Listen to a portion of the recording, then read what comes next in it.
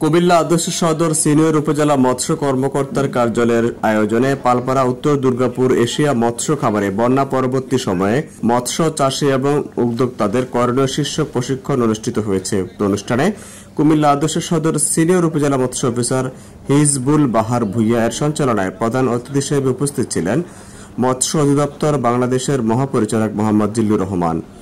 বিশেষ অতিথি হিসেবে উপস্থিত ছিলেন কুমিল্লা জেলা মৎস্য কর্মকর্তা মোহাম্মদ বেলাল হোসেন, সহকারী পরিচালক মোহাম্মদ শামসুল আলম পাটোয়ারি, ইলিশ সম্পদ উন্নয়ন ও ব্যবস্থাপনা প্রকল্পের উপপ্রকল্প পরিচালক মোহাম্মদ মাহবুবুর রহমান, কুমিল্লা জেলা মৎস্য অধিদপ্তরের সহকারী পরিচালক অশোক কুমার দাস। এ সময় আদর্শ সদর মৎস্য দপ্তরের কর্মকর্তা কর্মচারীবৃন্দ বিভিন্ন মৎস্য খামারিরা উপস্থিত ছিলেন। আমাদের এই অঞ্চলের জন্য বিগত দিনগুলোতে খারাপ কিছু সময় গিয়েছে, কঠিন বন্যা আঘাত এনেছে এই অঞ্চলে মানুষ কোনোদিন বন্যা দেখেনি এবং বন্যা কি তা জানেও না। তার মানে এই অঞ্চলে মানুষ বন্যার সাথে একেবারেই পরিচিত নয়। এরকম একটা অবস্থায় বন্যা এখানে আঘাত করেছে। অন্যান্য অঞ্চলের মানুষের চেয়ে আপনাদের আর্থিক সক্ষমতা বেশি, আপনারা অনেক সাহসী, আপনারা অনেক অর্থশালী। আপনাদের এই সমস্ত বন্যা দুর্যোগ যা আসবে ধীরে ধীরে মোকাবেলা করবেন, আমরা আপনাদের সাথে আছি। এখানে বড় খামারি যারা আছেন তাদের বিষয়টা হলো ব্যাংক ঋণ যাতে সহজ শর্তে পান, সেজন্য আমাদের সিদ্ধান্ত নেওয়া আছে।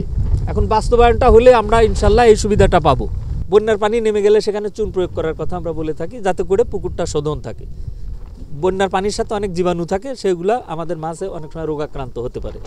তারপরে জাল টেনে আপনার স্টক কেমন আছে এটাও দেখা উচিত, এটাও দেখার একটা সময় সুযোগ করে নেবেন এবং জাল টেনে স্টক দেখার পরেই আপনি সেই মাত্রায় খাবারটা দিতে পারবেন।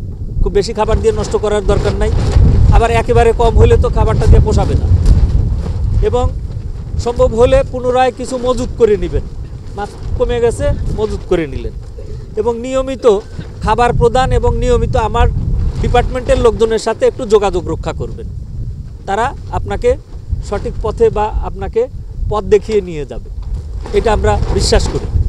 এবং আমাদের মাঠে ময়দানে যারা কর্মী আছে তারা কিন্তু লেখাপড়া জানা মানুষ, আপনার ব্যবসা বাণিজ্যের সাথে তারা অ্যালাইন করে কিভাবে আপনাকে সামনের দিকে এগিয়ে যেতে হবে সেই বিষয়গুলো কিন্তু তারা জানে।